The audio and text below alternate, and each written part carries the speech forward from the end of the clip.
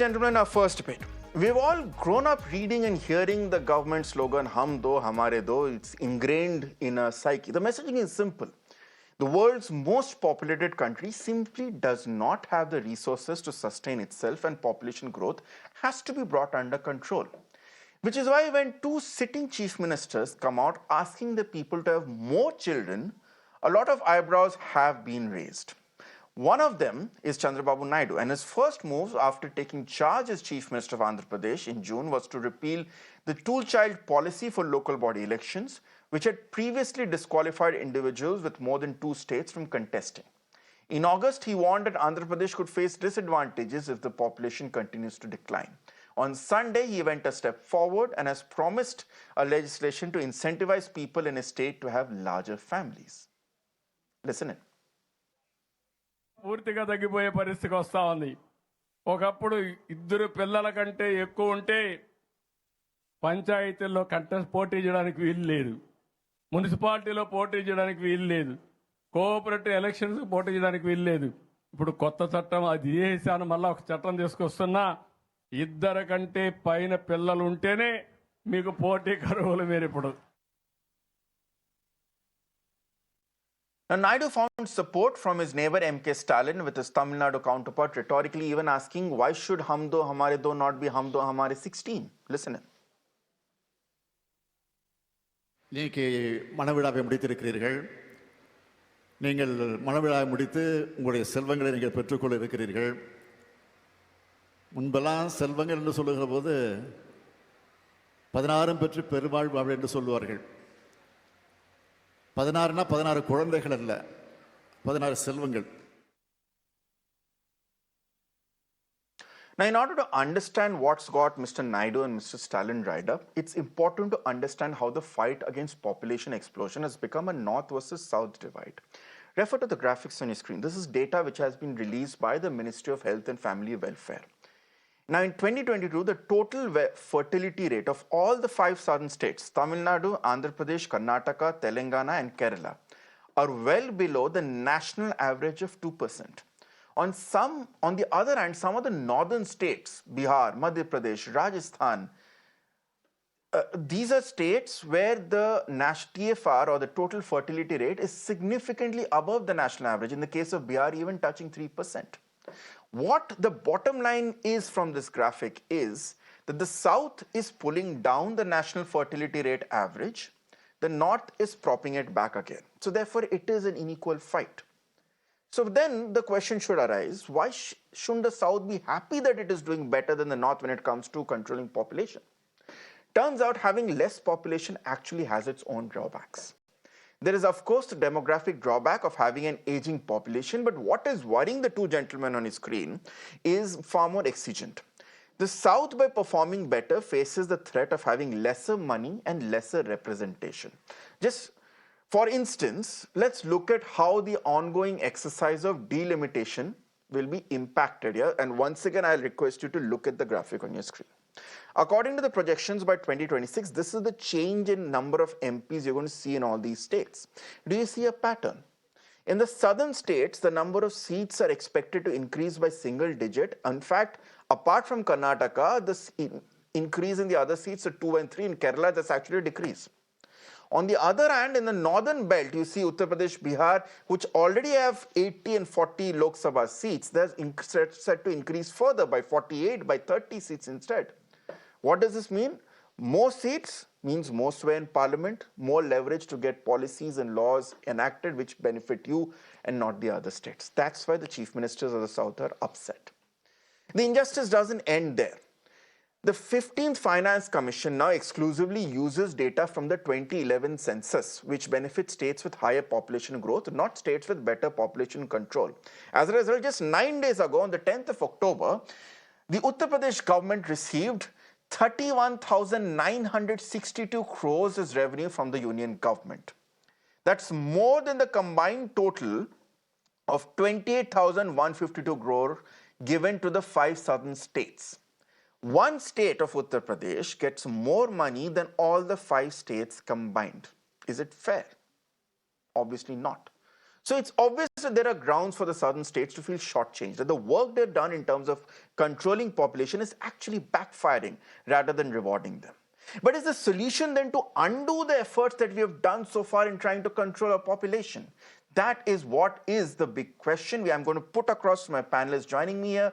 Mohan Krishna, former media advisor to former Karnataka Chief Minister Basavaraj Bommai. We have Patabi Ram Komareddy, national spokesperson of the TDP.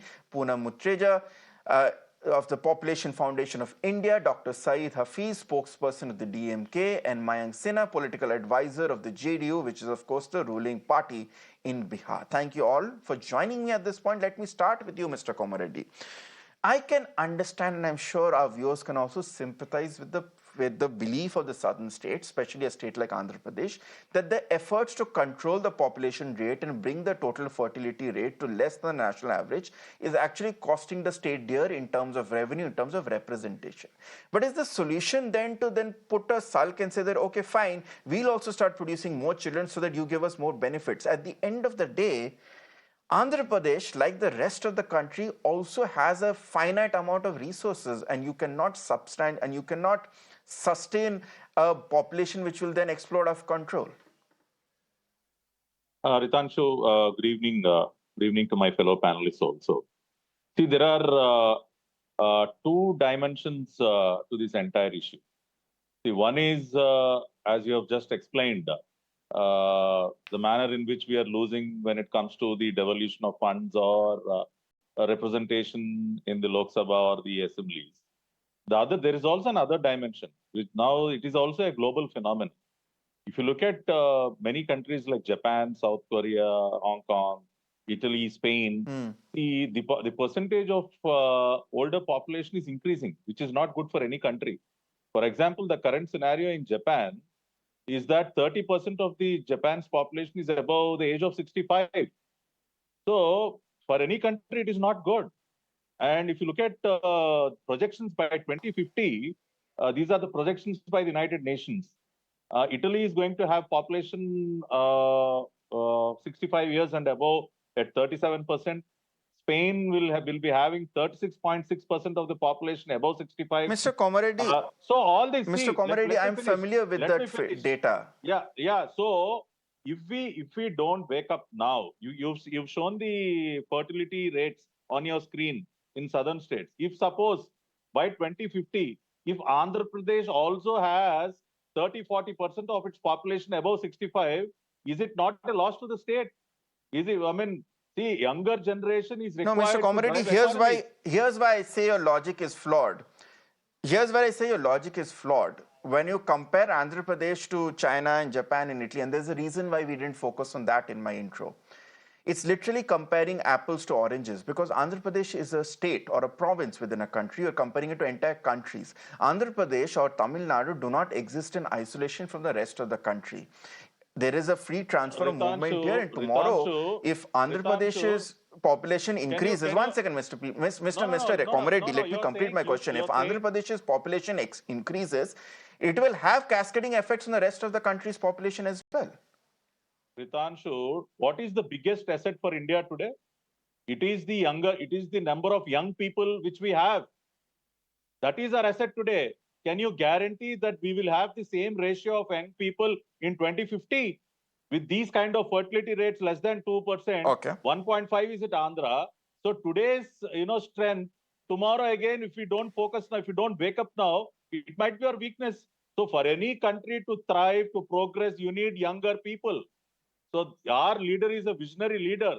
It is not with proper logic that Mr. Naidu is speaking today. So he has a foresight. We are working on Vision 2047. Mr. Modi and Mr. Naidu, both of them are working on 2047. So 2047 also, India should have this advantage of having the highest number of younger population in the globe. Then only we will become the #1 economy. So that is the reason why our leader had spoken. Because a lot of families today are having one child. We too, हमारे दो वो slogan चला गया अभी.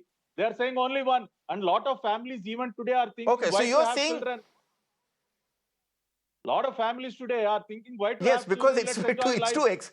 Mr. Komarity, I can give you the number one reason why families don't want to have children. It's just too expensive to have children in today's economy. But fair enough, you're making the point, and I get your point that Mr. Naidu's statements are not born just out of political frustration at the way Andhra Pradesh or the South is getting a raw deal, but also in terms of he's saying that there needs to be a change in population, which is why let me get in Poonam Muttreja from the Population Foundation in India.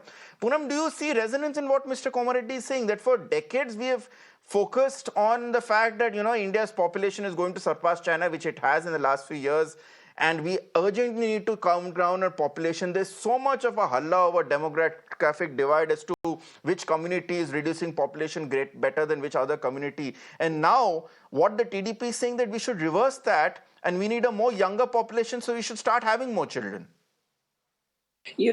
It is bizarre, actually, and outrageous that anyone can imagine, and especially coming from a state where we have two chief ministers, not only from TDP, but also from Tamil Nadu, who have been committed to developing their state, strengthening governance, empowering women. Now they've taken a round turn, a total full circle, and their priorities are shifting from demanding fewer children to more children. It is not possible that the trends will reverse. Like you said, Ritangshu, people can't afford more than 2 children. And if you look at the survey, NFHS survey, people in India across the country don't want to have more than 1 or 2 children. So you can't reverse this trend. No country has been able to reverse this trend. Yeah. Instead, one would expect that you worry about your aging population. You take care of them, their health, invest in their old age and their aging. And secondly, India has 370 million young people, which is the highest young population in the world. Why are we looking at only one state? There are people going from Bihar and UP, young people, for jobs to Andhra Pradesh. Like you said earlier, we are not, Andhra Pradesh is not a country. It is part of India, and it is a state which has to work with the rest of the country to progress. And the 370 million young people we have need skilling, including in Andhra Pradesh. Across the country, we need to have our priorities right, invest in skilling young people. Now, the rest of the world also, since one of your panelists raised the issue, there is no country that has been able to reverse their population growth, whether it is Japan or Russia or any of the countries. Third, Mr. Chandrababu Naidu should be very proud of what he's done and find the right solution. As far as delimitation is concerned, it is a challenge. Let's accept the elephant in the room. I think the country has to have a debate. He is an NDA partner. He, as the earlier TDP spokesperson said, that Mr. Chandrababu Naidu and Mr. Modi are working together. Let me then get in other panels also, Poonamji. You made some excellent opening remarks. And because you've made a lot of interesting points, let me get in the other panelists as well. Dr. Syed, Hafeez, you represent the DMK. A twofold question. One is, the DMK, along the rest of the India Black allies, keep insisting on the fact that there is a joblessness crisis in the unemployment crisis in the country here. There are so many youth who are jobless. There are so many youth. I mean, Mr. Naidu mentioned that youth is a problem here. One of the largest communities which migrates from Indian states to the United States is Telugus here. So evidently, we're not giving enough opportunities to our youngsters, or existing number of youngsters that we're creating more. The other question, Dr. Syed Hafeez, as Poonamji was saying out, Tamil Nadu has an exceptionally good low fertility rate of 1.4%.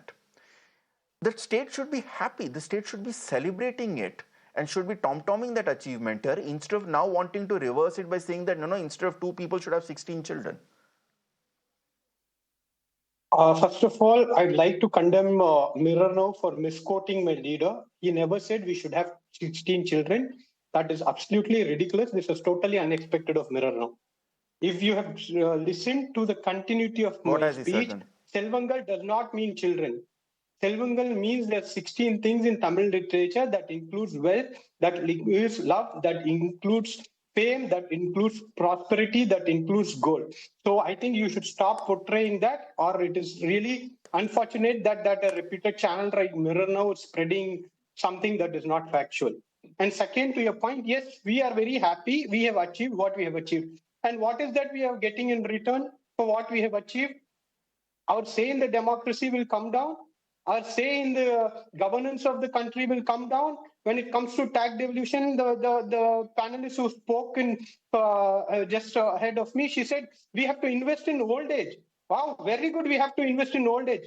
So where are we getting the money? When it comes to anything that decides about India, you take population as the important criteria.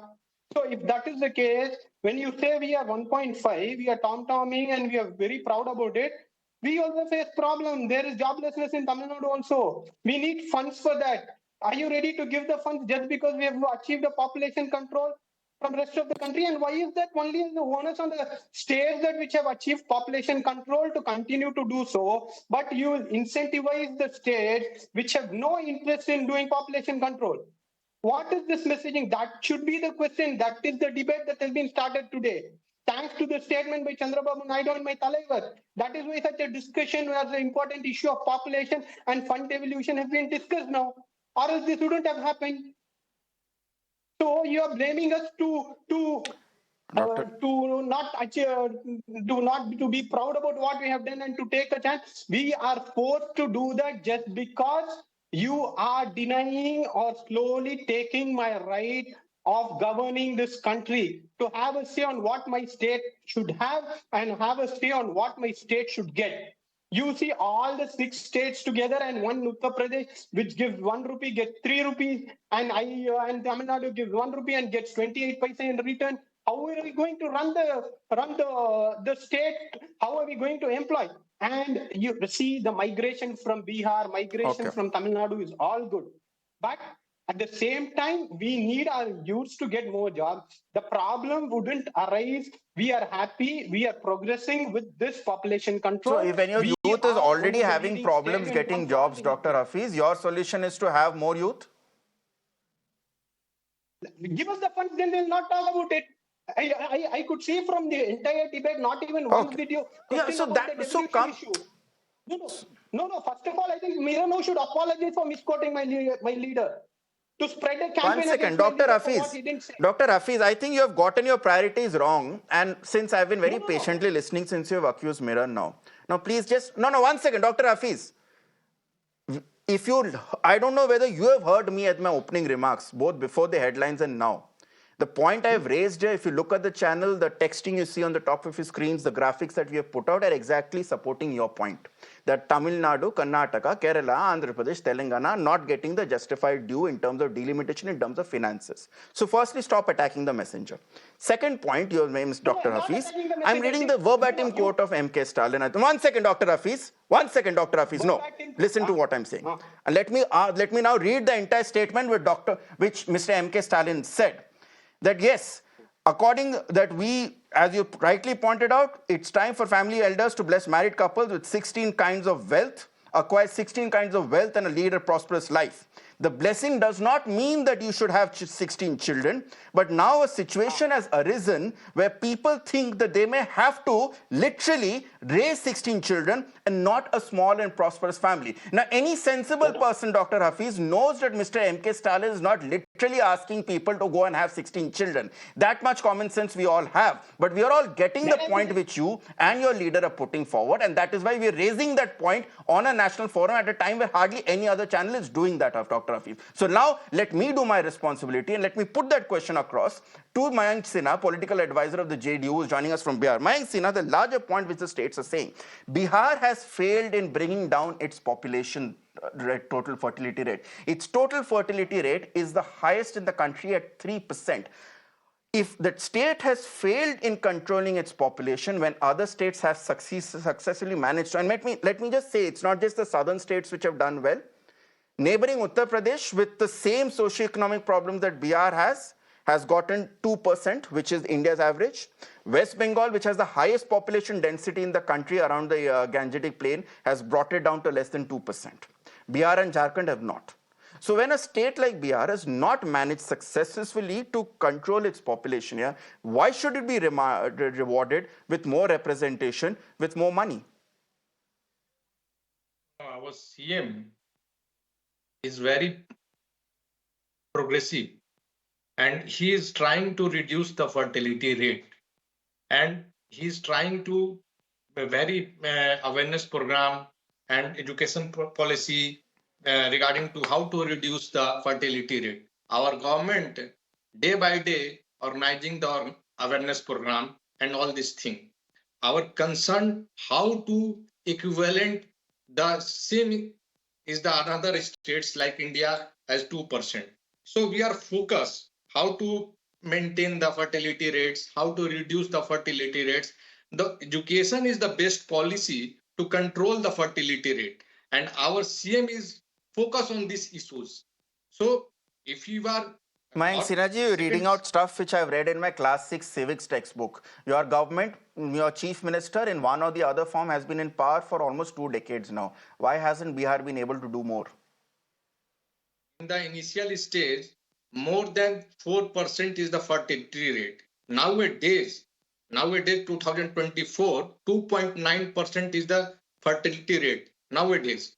So in the last meeting, our CM focused to reduce 2.2% in the coming year. So we are trying to reduce the fertility rate, and it is possible only to the education policy, to awareness program, to emphasizing the girls' education. This is the prior agenda, and our government will do the things very strength in the according to the state. So we are trying to emphasize all the things according to the state in the education policy, in the awareness program, and all the things. So we are trying to get all the things in the coming days, and you will see in the after 2025 2026 the Bihar is average just like the 2% of the nation. So we are trying to all these things. So Mayank Sinhaji, let Bihar then get. Shouldn't it be fair then, Mayank Sinhaji, that first Bihar has to deliver? And I'm sorry, I don't want to single out Bihar, but I'm just saying, then shouldn't these states first deliver before they get rewards financially or whether it form of more representation? Because it sends out the wrong message, na, that more people you have in the state, you get more Lok Sabha seats, you get higher influence in the center. These things are, I state very clearly, education is the best policy to control the fertility rate. And our CM is focused on these issues. Very seriously, he's doing the awareness program and girls' education and all these things. So how to control the population is the main agenda is our CM. And he is always focused on these things. So you will wait patiently, and the Bihar will show the model state how to control the population, how to control the fertility rate. So all right, let me bring in now. Okay, we have heard from Tamil Nadu, we have heard from Andhra Pradesh, we have heard from Bihar. Let's hear from Karnataka. Now, Mohan Krishna, former media advisor to former Chief Minister Basavaraj Bommai. Karnataka, again, there is one hidden undercurrent which is probably not brought in by my panelists here, but from Tamil Nadu and Andhra Pradesh, but that accusation also stays that the reason why the delimitation process and the rewards are skewed towards the states of the north is because at the end of this day, except for Karnataka, the BJP still remains a minor player in the other southern states. It wants to consolidate in the north and in the states in which it has power by building on its existing power banks or power bases, which is why when we look at the state-wise delimitation policy in terms of increased states, and if you have that graphic out also, we'll see the comparison. While Telangana, Andhra Pradesh, Tamil Nadu have 2 or 3 seats increasing, Karnataka is seeing an increase of 8 seats, while Kerala is seeing a decline of 1 seat. Yeah.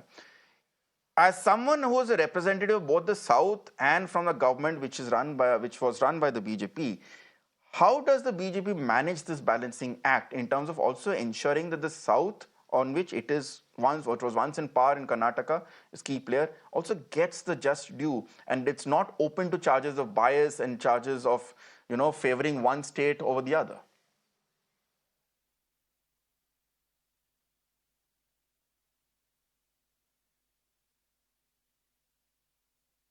Okay, I think we have lost Mr. Mohan Krishna the most in unfortunate time here, but let me then bring in Pattabhiram. I think, is he back? No, he's not. Let me bring in Mr. Komareddy. Mr. Komareddy, let's just respond to this points which was earlier made by Poonam Muttreja ji as well. The fact still remains that Mr. Naidu is going down a route following countries which we heard the expert have not been able to reverse the decline. Now, your party has an advantage which perhaps Mr. Stalin does not. Mr. Naidu is part of the ruling government. Mr. Naidu is also in the position of strength where his party literally is propping up the government here. Why not use the platform and, as a representative of all southern states here, make forward the case that, before we look at increasing our population, we are not being given a raw deal. We have been given a raw deal in terms of how many seats our party is going to get, our state is going to get. We're given a raw deal in terms of how much money is given to us in terms of revenue compared to how much money we generate for the country. Focus on those imbalances first so that we can ensure that our existing youth have better future. Yeah, Ritangshu, absolutely. See, in the current scenario, I, on behalf of the TDP, I can very strongly say that whether it is the devolution of funds or, the delimitation of seats in the Lok Sabha, it should not be on the population basis, because it is like we are being fined for being responsible. We are being fined for being responsible. So that is not fair. So being in the ruling government alliance, we will strongly raise this in the NDA platform and also with the Honorable Prime Minister, because this is very unfair and we will never accept this. And the second thing is, it is not only addressing the current scenario, but we have to look beyond. So the reason why I talked about, I compared the ratios of other countries and the kind of phenomenon that is happening across the globe, we should wake up now. When you are talking about Vision 2047, the demographic advantage also should be there in 2047. Can you guarantee that? That is what I'm saying. Today, a lot of countries across the globe, they are giving cash incentives, they're giving money, they're giving free homes, just to raise children. But at the same time, I'm not saying... Mr. Komareddy, we already heard Poonamji counter that. No, Ritangshu, here I would also like to say, by saying that it is better to have more children, I'm not saying that every family should have 4, 5, 6, at least 2. That is also not happening today. I mean, families are not even having at least 2 children. That is what Mr. Naidu is saying. It is needed at this hour to at least have 2 children per family. It is not that we'll have only 1 or we'll not have children. That trend should not continue. That is not good for the society. But Mr. Komareddy, at some point you also need to address why families are not having 2 children. The economy, the cost of living is surging up. Now, I'm talking from a middle-class urban point of view. Rental prices in Hyderabad have gone through the roof. I have family in Hyderabad who can tell me that it's impossible to find a place to stay now. Cost of living in terms of most important matrices, whether it be a vehicle, whether it be rent, whether it be basic commodities, have all increased. Education prices, school premises, admission prices are going absolutely bonkers, if I may use that word. Who will afford more 2 children? And at the end of the day, is it not a decision left to the parties themselves?